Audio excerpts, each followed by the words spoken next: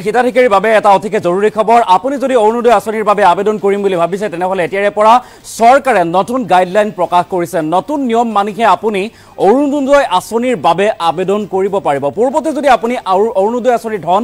লাভ কৰিছে তেনেহলে এতিয়াৰে পৰা নিয়ম হলনি হৈছে এখন ৰেচন কাৰ্ড থাকিলে এটা পৰিয়ালত এটাহে অৰুণোদয় প্ৰদান কৰিব বুলি উল্লেখ কৰিছে আৰু কোনে কোনে অৰুণোদয় আঁচনিৰ হিতাধিকাৰী হ'ব পাৰিব বা যোগ্যতা কি ইতিমধ্যে চৰকাৰে গাইডলাইন প্ৰকাশ কৰিছে আৰু কি নিয়ম মানি কেনেদৰে কি যোগ্যতা অনুসৰি আপুনি আবেদন কৰিব কোনে কোনে আবেদন কৰিব পাৰিব আমি সবিস্তাৰে বিতং খবৰ লৈ অহাৰ চেষ্টা কৰিম এটা ডাঙৰ খবৰ মুহূৰ্তত জনাইছো অৰুণোদয় আঁচনিক লৈ আহি গ'ল নতুন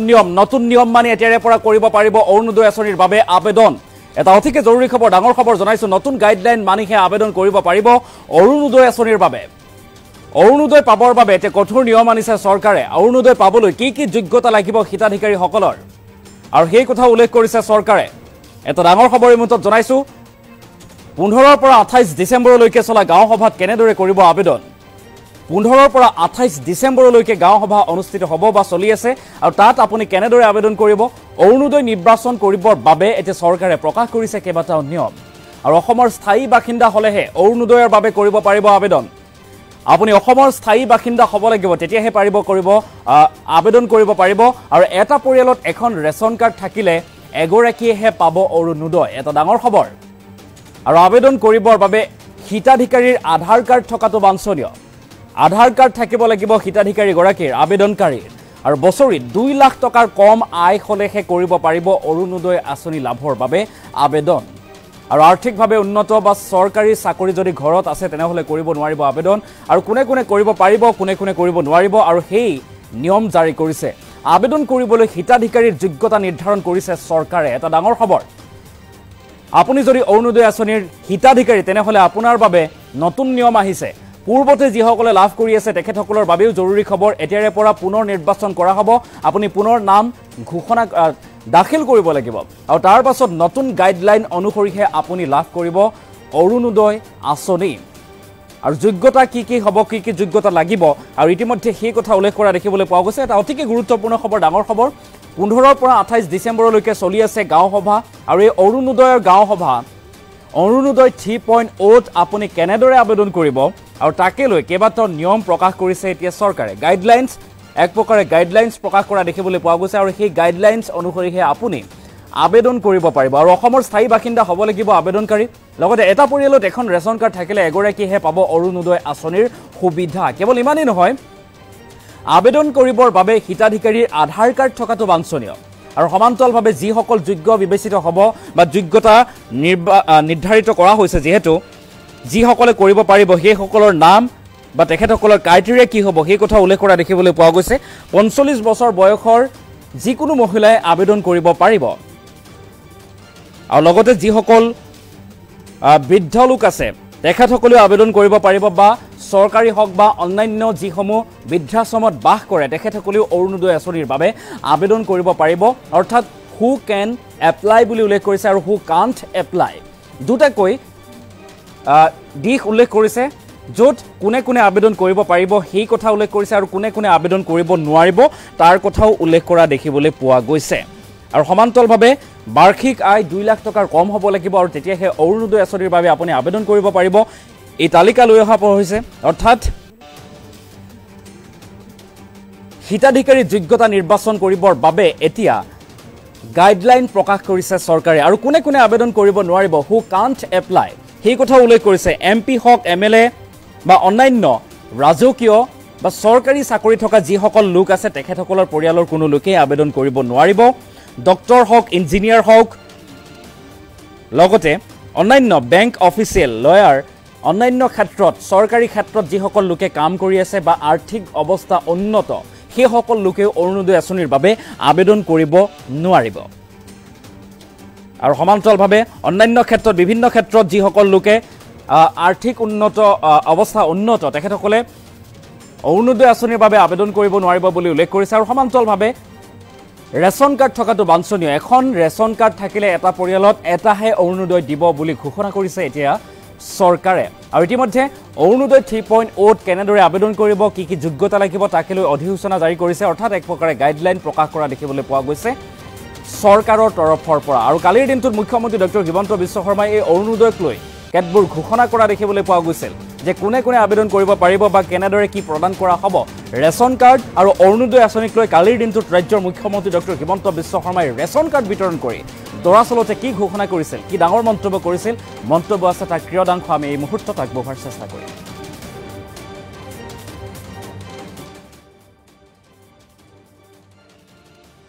আমি দৌৰা-দৌৰি কৰি আপোনালোকক মাতি আনি ৰেচন কাৰ্ডখন দিয়াৰ আৰু এটা মূল উদ্দেশ্য হ'ল যে আজিৰ পৰা 28 তাৰিখলৈকে অসমত অৰুণোদয় হিতাধিকাৰী আমি নিৰ্বাচন কৰিম। এইবাৰ অৰুণোদয় হিতাধিকাৰীজন যাতে ভুৱা হ'ব নোৱাৰে তাৰ বাবে অৰুণোদয়ক আমি ৰেচন কাৰ্ডৰ লগত জড়িত কৰিছো। আজি এই 20 লাখ মানুহে ৰেচন কাৰ্ড পোৱাৰ বাবেই 15ৰ পৰা 28 তাৰিখলৈকে যি অৰুণোদয় হিতাধিকাৰী নিৰ্বাচনৰ বাবে গাঁও সভা অনুষ্ঠিত হ'ব, তাতেও আপোনালোকে নিজৰ নাম লিখুৱাব পাৰিব, আপোনালোকে নিজৰ নাম দিব পাৰিব। আগতে যি অৰুণোদয় পাই আছিলে সেই অৰুণোদয় ব্যৱস্থা আজিৰ পৰা পৰিৱৰ্তন হ'ব। আগতে অৰুণোদয় পাবৰ কাৰণে ৰেচন কাৰ্ড নালাগিছিল। আজিৰ পৰা যি নতুন নিৰ্বাচন হৈ আছে তাত অৰুণোদয় পাবৰ কাৰণে ৰেচন কাৰ্ডৰ প্ৰয়োজন হ'ব।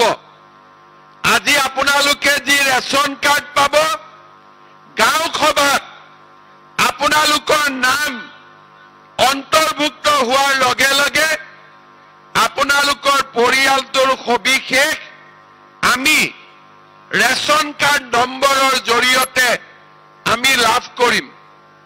কোনোবাই যদি ৰেচন নলয় তেতিয়া আমি বুজি পাম যে এই অৰুণোদয় হিতাধিকাৰীজনৰ মৃত্যু হৈছে, কাৰণ যোৱা 4 মাহ তেওঁ ৰেচন লোৱা নাই। তেতিয়া চৰকাৰৰ টকাও আমাৰ বাচিব, তেওঁলোকৰ নামত আমি অৰুণোদয় নপঠালেও হ'ব। আৰু সময়ে সময়ে ৰেচন কাৰ্ডত থকা নাম আৰু ঠিকনাৰ সুবিধা লৈ আমি আপোনালোকক টেলিফোন কৰি সুধি থাকিব পাৰিম যে আপোনালোকৰ একাউণ্টত অৰুণোদয় জমা হৈ আছে নে নাই। আগতে আমাৰ অৰুণোদয় অসমৰ প্ৰতিটো সমষ্টিতে 22,000 বেনিফিচিয়াৰী আছিল আৰু এই 15ৰ পৰা 28 তাৰিখৰ ভিতৰত নতুনকৈ আমি প্ৰতিটো সমষ্টিতে 8ৰ পৰা 10,000 আৰু নতুন পৰিয়ালক আমি অৰুণোদয় আঁচনি দিম। ইয়াৰ ফলত আগতে আমাৰ ৰাজ্যত 27 লাখ লোকে অৰুণোদয় আঁচনি পাই আছিল। এতিয়া আমাৰ অৰুণোদয় আঁচনি পোৱা লোকৰ সংখ্যা প্ৰায় মোটামুটি 40 লাখ পৰিয়ালে অৰুণোদয় পোৱা আৰম্ভ হ'ব। আপোনালোকে চিন্তা কৰক, এটা পৰিয়ালত যদি 5 জন সদস্য থাকে, 40 লাখ লোকে অৰুণোদয় পালে 2 কোটি অসমৰ পৰিয়ালৰ দৰিদ্ৰতা নিৰ্মূলৰ ক্ষেত্ৰত এই টকা প্ৰতিটো পৰিয়াল, 40 লাখ পৰিয়াল আৰু 2 কোটি ব্যক্তিৰ পৰিয়ালত এই ধন যোৱা আৰম্ভ কৰিব। মই আশা কৰোঁ যে আমাৰ সমগ্ৰ ৰাজ্যতে আজিৰ পৰা আৰম্ভ হোৱা অৰুণোদয় পষেকত যাতে সকলোজন নাগৰিকে অংশগ্ৰহণ কৰে আৰু অৰুণোদয় আঁচনিৰ সুবিধা লবৰ বাবে আগবাঢ়ি আহে আৰু লগতে এইটো অনুৰোধ জনাম যে যিসকল লোকে নিজৰ আৰ্থিক অৱস্থা ভাল অৰুণোদয় প্ৰয়োজন নাই তেওঁলোকে যাতে অৰুণোদয় আঁচনি নিজে নলৈ দুখীয়াজনক লোৱাৰ বাবে সুবিধা কৰি দিয়ে ইয়াৰ উপৰিও আমাৰ এই যে ৰেচন কাৰ্ড আগতে মাষ্টাৰ ৰোলৰ কৰ্মচাৰীয়ে নাপাইছিলে দৈনিক ৱেজ আৰ্ণাৰে নাপাইছিলে কেন্দ্ৰীয় আৰু ৰাজ্য চৰকাৰৰ চতুৰ্থ বৰ্গৰ কৰ্মচাৰীয়ে